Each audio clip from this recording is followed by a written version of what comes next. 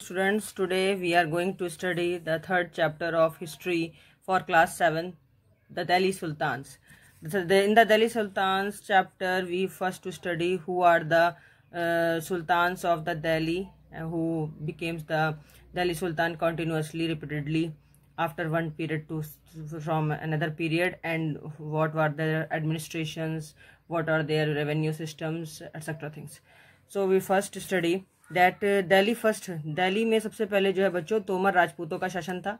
तोमर राजपूतों के बाद में mid of the 12th century में यहाँ पर चौहानों का शासन हुआ। चौहानों का शासन सबसे पहले अजमेर में ज़्यादा था और अजमेर से चौहान राजा और तोमर राजा इन दोनों ने ही दिल्ली पे कब्जा किया और उसके बाद में दिल्ली को अपना कमर्शियल सेंटर बना लिया। जैन मर्चेंट्स जो थे वहाँ से दिल्ली के बहुत ज़्यादा रिच थे, जिन्होंने यहाँ पर कई सारे टेम्पल भी बनवाए हैं। उसके बाद कहता है कि आप इस नक्शे में देख सकते हैं कि फिरोज शाह तुगलक और जहाँपना इस तरह से उनकी जो है ये लोग टाइटल लिया करते थे।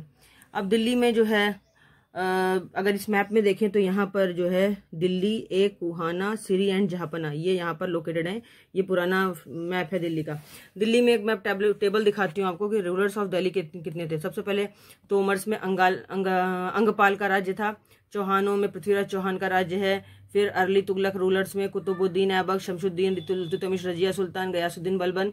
फिर खिलजी डायनेस्टी में जलालुद्दीन खिलजी, अलाउद्दीन खिलजी। फिर तुगलक में जो है गयासुद्दीन तुगलक पहला, फिर मोहम्मद तुगलक दूसरा, फिर फिरोज शाह तुगलक तीसरा।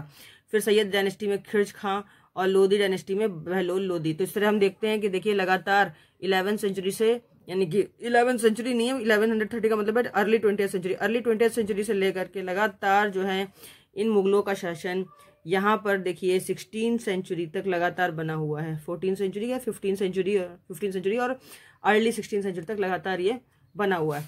अब इसके बाद आता है कि दिल्ली सुल्तनत जो है उसमें दिल्ली सुल्तानों का जो शासन था वो किस टाइप्स में था। दिल्ली सुल्तान जो थे वो जनरली कई सारे इंस्क्रिप्शंस मिले हैं, अभिलेख मिले हैं और इनके बारे में जो है प्रशंसा अभिलेख भी मिले हैं, प्रशस्तियाँ मिली हुई हैं जो प्रेजल दिल्ली सुल्तानों के प्रेजल में लिखी गई हैं। तो इनको जो है अरबी भाषा में और पर्शियन भाषा में तारीख बोलते थे। तारीख के नाम से लोग लिखते थे ऑथर।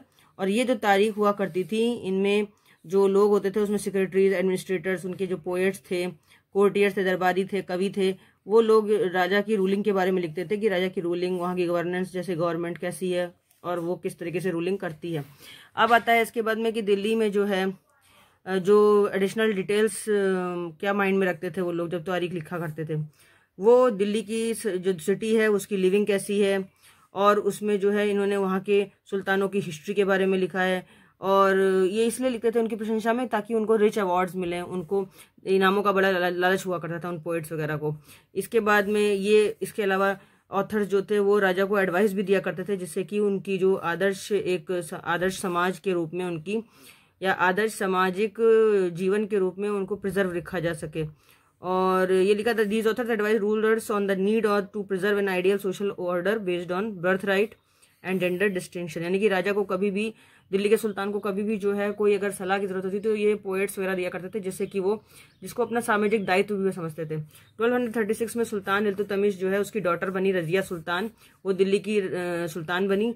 उसके बाद में उसके टाइम का जो है मिन्हाज सिराज लिखा गया है जो कि बहुत उसको बताता है कि वो एक बहुत ही एबल और क्वालिफाइड शासक थी और अपने ब्रदर से काफ़ी क्वालिफाइड थी और काफ़ी एबल थी। उसने बहुत ही ज़्यादा नोबल, उसके टाइम में बहुत लोग नोबल हैप्पीनेस से बिलोंग करते थे और उसका रूल बहुत अच्छा था और उसका जो शासनकाल था वो 1240 तक चला। 1240 में उसे गद्दी से उतार दिया गया। अब आता है कि दिल्ली सुल्तानों में दिल्ली सल्तनत का एक्सपेंशन कहाँ तक था, दिल्ली सल्तनत का एम्पायर कहाँ तक था।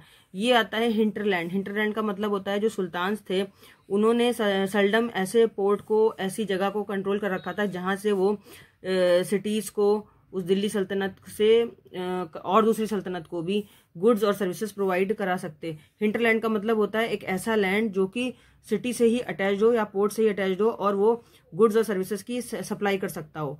और जो गैरिसन टाउन है ये दूरस्थ बंगाल के एरिया में था, बहुत दूर बंगाल का एरिया था, तो वहाँ से दिल्ली से काफ़ी दूर था बंगाल।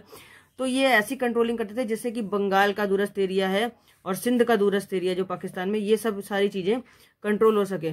यहाँ पर काफ़ी सारे रेबल भी हुए हैं, काफ़ी सारे जो विद्रोह भी समय समय पर पनपते रहे। लेकिन दिल्ली की जो अथॉरिटीज, यानी कि दिल्ली का सुल्तान समझ लीजिए यहाँ मिड में बैठा हुआ था, और यहाँ से लेकर के वो पाकिस्तान तक का एरिया कवर करता था और इधर बंगाल तक का एरिया कवर करता था।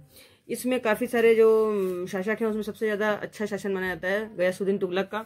फिर बलबन आया, बलबन के बाद अलाउद्दीन खिलजी और मोहम्मद तुगलक का राज्य रहा। पहला जो कैंपेनिंग की गई थी, यानी कि पहला इन्वेजन हुआ था दिल्ली सुल्तनत में, वो इसका गैरिसन टाउन्स के रूप में होता है। गंगा यमुना का जो दोआब क्षेत्र है वहां तक इनकी कहते हैं कि शासन चलता था। और ये लोग जो है गैरिसन टाउन्स के लोग, ये फॉरेस्ट एरिया से आते थे, ये गैदरर्स के रूप में, पेस्टोरलिस्ट के रूप में यहाँ पर आए थे सबसे पहले। उसके बाद उन्होंने अपना जो है राज्य बहुत दूर तक फैला लिया था। और इन्होंने क्या किया, गैरिसन्स लोगों ने आकर के यहाँ पर जो वहाँ के लैंड एरिया था, दिल्ली के आसपास का एग्रीकल्चरल एरिया था, उनको these lands were given to peasant. मतलब कहने का ये है कि जो गंगा यमुना का दोआब का क्षेत्र है, तो दिल्ली सुल्तानों ने क्या किया कि गंगा यमुना के दोआब के क्षेत्रों को और दूरस्थ जो है फॉरेस्ट के एरियाज को, ये सब फार्मर्स को दिए ताकि वो एग्रीकल्चर कर सकें उस पर, और इससे जो है उनके क्षेत्र में एग्रीकल्चर का लैंड बढ़ा। न्यू फोर्ट्रेस, यानी कि नए नए इन्होंने किले बनाए गैरिसन टाउन्स वगैरह को स्टैब्लिश करने के लिए, जिससे कि उनका ट्रेड रूट्स को प्रोटेक्ट कर सके और ट्रेड को बढ़ाया जा सके। सेकंड एक्सपेंशन जो यहाँ पर हुआ है वो एक्सटर्नल फ्रंटियर, यानी कि जो सल्तनत से बाहर के लोग थे, बाहर के लोगों में जैसे अफगानियों का इन्वेजन सबसे पहले हुआ, उसके बाद अफगानी के बाद तुगलक आए। तो इसमें जो है, इनमें जो एक्सपेंशन हुआ, यानी कि ये जो आते थे वो कैसे आते थे, मिलिट्री एक्सपीडिशन से आते थे। साउथ इंडिया के साउथ से भी बहुत लोग आए मिलिट्री एक्सपेडिशन करते हुए। इसमें सबसे पहले जो है अलाउद्दीन खिलजी के राज में बहुत सारा एक्सपीडिशन हुआ है। दूसरे आए हैं and culminate with Muhammad Tughlaq. Khilji जो है उसने, अलाउद्दीन खिलजी का जो राज्य हुआ, अलाउद्दीन खिलजी ने मोहम्मद तुगलक पर आक्रमण किया, अटैक किया। उसके बाद में इसने अपनी कैंपेनिंग भी स्टार्ट की। सल्तनत आर्मीज, सुल्तान जो है काफ़ी सारी सुल्तान की जो आर्मी थी उसमें एलिफेंट, हॉर्सेस और कई सारे पैदल घुड़सवार ये सभी थे। अब आता है कि कैरिड अवे, मतलब ये जो लोग भी दिल्ली सुल्तान ने, जैसे अगर मान लीजिए दिल्ली का सुल्तान कहीं पर आक्रमण करा, कहीं पर अटैक करा बाहर की तरफ, तो काफ़ी सारे घुड़सवार है, पैदल सवार हैं, हाथी है और घोड़े हैं, कई सारी कीमती धातुएं हैं, ये सब ले जाया करते थे। और जब ये जीत जाया करते थे तो उनको भी वॉर में बदले में पैदल जैसे सवार है, घुड़सवार हैं, घोड़े हैं, हाथी और मेटल्स मिला करती थी। मोहम्मद तुगलक के का अंत जो समय हुआ तो लगभग उसका जो शासनकाल था वो 150 साल तक तो आराम से चला। 150 साल के बाद उसकी जो है आर्मी ये छिन-भिन होने लग गई, खराब होने लग गई थी। फिर उसके बाद में दिल्ली सल्तनत had March across a large part of the sub continent. लगभग 150 साल के बाद दिल्ली सल्तनत जो थे, यहाँ से जो आर्मी है वो उसने हमारे इंडिया के और पार्टों में मार्च करना शुरू किया। They had defeated rival armies and seized cities. इन्होंने क्या किया कि ये लोग जाते थे हर एक सिटीज में, वहाँ के आर्मीज वगैरह को से लड़ाई करते थे और पूरी सिटीज पे कब्जा कर लिया करते थे। फिर वहाँ से टैक्सेशन कलेक्ट करते थे फार्मर्स वगैरह से, पीजेंट से, और फिर उसके बाद में अपना जस्टिस दिया करते थे, जबरदस्ती जैसे उनको पर कंट्रोल बनाया करते थे उस पूरी टेरिटरी के ऊपर। ठीक है, अब इसके बाद आता है बच्चों की ये कई सारी, देखिए यहाँ पर ये जो दिल्ली के सुल्तान थे इन्होंने कई सारी मस्जिदों का निर्माण किया। जैसे कव्वते अल इसाम एक मस्जिद है, ये दिल्ली में बनी हुई है, लगभग ये 12वीं सेंचुरी के डिकेड में बनाई गई थी और ये पहली मस्जिद मानी जाती है, first city build by the Delhi sultans. उसके बाद में दिल्ली, ये इसका जो वर्णन है, इसका जो पूरा डिस्क्रिप्शन है वो दिल्ली एक खुहाना जो ओल्ड सिटी के नाम से मिलता है। ठीक है, और ये जो मॉस्क है, ये जो मस्जिद है, ये इल्तुतमिश के द्वारा बनवाई गई थी। अलाउद्दीन खिलजी ने फिर इसको और निर्माण कराया और मीनार वगैरह भी बनाई हैं इसमें इसमें दो मीनारें बनाई गई हैं वो सुल्तान कुतुबुद्दीन ऐबक के द्वारा और इल्तुतमिश के द्वारा, दोनों के द्वारा बनाई गई हैं। अब आता है एक क्लोजर लुक देखते हैं कि इस समय जो खिलजी और तुगलक, इन दोनों के राज्य में एडमिनिस्ट्रेशन कैसा था। इन दोनों के राज्य में जो एडमिनिस्ट्रेशन था, the consolidation of kingdom as vast as the Delhi sultanate needed reliable governance. जो दिल्ली के सुल्तान थे, दिल्ली की सल्तनत थी, उनको जो है एक बहुत ही विश्वसनीय गवर्नर जनरल्स और एडमिनिस्ट्रेटर्स की जरूरत होती थी। इनके जितने भी गवर्नर थे वो राजा के या कह लो सुल्तान के वफादार हुआ करते थे। इसमें कई सारे लोग जो थे जो राजा के चाहने वाले थे और जो यहाँ के शेफ्टन थे, सेनापति हुआ करते थे, ये गवर्नर्स हुआ करते थे। तो गवर्नर्स को ही यहाँ सेनापति बोला जाता था और ये जो सेनापति हुआ करते थे गवर्नर्स के रूप में दिल्ली सुल्तनत या दिल्ली सुल्तान्स के बहुत वफादार हुआ करते थे। और इन्होंने जो है मेनली फेवर किया गया है यहाँ पर। जो मेनली ये फेवर करते थे वो स्पेशल स्लेव्स, यानी कि कुछ स्पेशल इनके दास दासियां होते थे, और ये साथ में जो दिल्ली के सुल्तान होते थे ये मिलिट्री सर्विसेज पे बहुत खर्च किया करते थे। और जो मिलिट्री सर्विसेज से खर्च करते थे तो उसको बोलते थे बंदागन। बंदागन मतलब पर्शियन भाषा में इसको बंदागन बोला था। तो बंदागन का मतलब होता है कि दिल्ली के सुल्तान के द्वारा एक ऐसी आर्मी की व्यवस्था करना जिसमें मिलिट्री सर्विसेज भी हों और जिसमें स्पेशल स्लेव्स हों। तो इल्तुतमिश इसका बहुत फेवर करता था। और ये जो दिल्ली के सुल्तान हुआ करते थे ये केवल क्या कहते हैं कि इन्हीं स्पेशल स्लेव्स के ऊपर ही भरोसा करते थे। और जो स्पेशल स्लेव्स हुआ करते थे वो राजा के बहुत वफादार हुआ करते थे कि वो लोग अपनी जान तक गंवाने के लिए बल्कि हिचकिचाया नहीं करते थे। अब आता है इसके बाद में कि दिल्ली में इल्तुतमिश के बाद खिलजी और तुगलक दोनों ने ही बंदागन की व्यवस्था को कंटिन्यू किया। और इसके बाद इन्होंने जो है अपने जो इनके क्लाइंट्स हुआ करते थे, क्लाइंट्स ऐसे लोग होते थे जो कि इनके राजा के प्रोटेक्शन में हुआ करते थे और राजा पर डिपेंड हुआ करते थे अपनी पॉलिटिकल पोजीशंस को लेकर के और अपनी प्रोटेक्शन को लेकर के। तो ये भी राजा के बहुत वफादार होते थे। इनमें गवर्नर जनरल्स वगैरह भी आते थे और ये कोई भी पॉलिटिकल इंस्टेबिलिटी होती थी तो उस समय जो है पूरा सुल्तान का साथ दिया करते थे। इसके अलावा स्लेव्स और क्लाइंट जितने भी दास दासियां होते थे, इनके नौकर चाकर और जो जितने भी इनके क्लाइंट्स होते थे, ये सब राजा के बहुत ही वफादार होते थे और अपने पैटर्न्स के, अपने मंत्रियों के, और ये सब जो है इनको हायर तो नहीं किया जाता था, मतलब कहने का इनको उत्तराधिकार तो नहीं दिया जाता था, लेकिन ये फिर भी अपने लिए इनकी सेवा में वफादारी पूरी किया करते थे और अपने इनकी सेवा में, जैसे राजा की सेवा और अपने मालिक की सेवा में पूरा समय बिता दिया करते थे, पूरी जिंदगी अपनी जो है उसमें लगा दिया करते थे। इसके बाद आता है कि दिल्ली सुल्तान जो है इन्होंने पर्शियन तारीख में ये भी लिखा है कि criticise the Delhi sultan for appointing low. कई सारे patronage of these humble people भाई, कई सारे लोगों ने इनके बारे में पढ़ करके ये भी क्रिटिसाइज भी किया है कि ये जो तारीख लिखी गई है उसमें ये कई बार क्रिटिसाइज भी किया कि दिल्ली के सुल्तान जो थे वो लो और base born to high officers, मतलब ये जो बहुत ही निम्न कैटेगरी की क्या कहते हैं कि ऑफिशियल व्यवस्था चलाया करते थे, जिससे कि काफी लोगों को परेशानी भी हुआ करती थी। अब आता है कि earlier Sultan Khilji and Tughlaq monarch appointed military commander, जैसे बहुत पहले के दिल्ली के सुल्तान होते थे खिलजी और तुगलक, इन्हीं की तरह मिलिट्री कमांडर्स हुआ करते थे। मिलिट्री कमांडर्स को ये अपॉइंट करते थे, जो जैसे खिलजी है और तुगलक थे, ये लोग अपने टाइम में मिलिट्री कमांडर्स को अपॉइंट करते थे, गवर्नर्स वगैरह जो बनाते थे टेरिटरीज में डिफरेंट टाइप की, और जो टेरिटरीज बनाया करते थे छोटी छोटी, इनको बोलते थे इक्ता। और इक्ता में ये जो है इक्ते का जो मालिक होता था एक सूबा या सामंत, एक सूबेदार या सामंत हुआ करता था, उसको बोलते थे इक्तादार। इक्तादार या मुक्ति, यानी कि जो छोटे छोटे एरिया इन्होंने बांटे थे अपनी सुल्तनत में उनको इक्ता बोलते थे। और इक्ता का जो ये राजा नियुक्त करते थे उसको बोलते थे, जिसको सामंत भी बोला जाता था, उसको ये बोलते थे इक्ता या मुक्ति। और जितने भी ये मुक्ति थे इनकी ड्यूटी थी कि ये मिलिट्री को लीड करेंगे, मिलिट्री कैंपेनिंग करेंगे और लॉ और ऑर्डर को इक्ता में मेंटेन रखेंगे। और मिलिट्री सर्विसेज के एक्सचेंज में मुक्तीज जो थे, ये जो मिलिट्री सर्विसेज के एक्सचेंज में इनको एक सैलरी मिला करती थी। और ये जो इक्ता था, इक्ता से यानी कि उस पर्टिकुलर विलेज एरिया से रेवेन्यू कलेक्ट करके सल्तनत को या सुल्तान को दिया करेंगे और सुल्तान इसके बदले में इनको सैलरी प्रोवाइड कराएगा। अब इसके बाद आता है कि जो इससे भी ज्यादा कठिन रूल अलाउद्दीन खिलजी के टाइम और मोहम्मद तुगलक के टाइम ये इक्तादारों पर इम्पोज किया गया था कि ये अपनी सर्विसेज को जो है वो short period of time before being shifted, मतलब कि ये बहुत ही छोटे पीरियड के लिए इनकी सर्विसेज दिया करते थे। अब आता है कि जितने भी इनके स्टेट में मुक्ति हुआ करते थे, ये सारे के सारे रेवेन्यू को कलेक्ट करके ये सारे जो बड़ा अकाउंटेंट हुआ करता था स्टेट में उसको देते थे, और वो जो बड़ा अकाउंटेंट था वो जाकर सीधे दिल्ली सुल्तान को ये रेवेन्यू देता था। और इसके बदले में उनको जो सोल्जर्स वगैरह होते थे जरूरत के लिए वो मिल जाया करते थे। दिल्ली सुल्तान ने हिंटरलैंड यानी कि जो बाहर फॉरेस्ट एरियाज जो थे, बाहर के एरिया थे आउटस्कर्ट ऑफ द सिटीज, उनको कंट्रोल में लाए। और उनको कंट्रोल में करने के लिए उन्होंने कई सारे सेनापतियों को यानी कि सामंतों को अपॉइंट किया।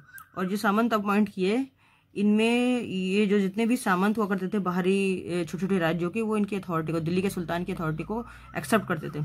अलाउद्दीन खिलजी के ही राज्य में कम से कम अलाउद्दीन खिलजी ने अपने यहाँ एक लैंड रेवेन्यू प्रथा चलाई थी, और उसने क्या किया कि सारी ही जमींदारी, मतलब जितनी भी जमीनें थी उनसे जो लैंड रेवेन्यू कलेक्ट करने के लिए उसने पूरा अपना कंट्रोल बनाया।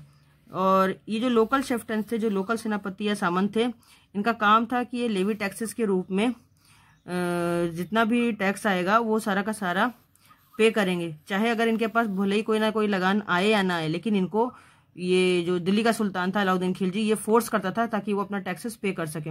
सुल्तान का एडमिनिस्ट्रेशन जो था वो लैंड वगैरह को मेजर करने में होता था और वो बहुत केयरफुली अकाउंटेंट हुआ करते थे, मतलब केयरफुली उसको नापते थे। यहाँ टैक्स की 3 व्यवस्था की जाती थी।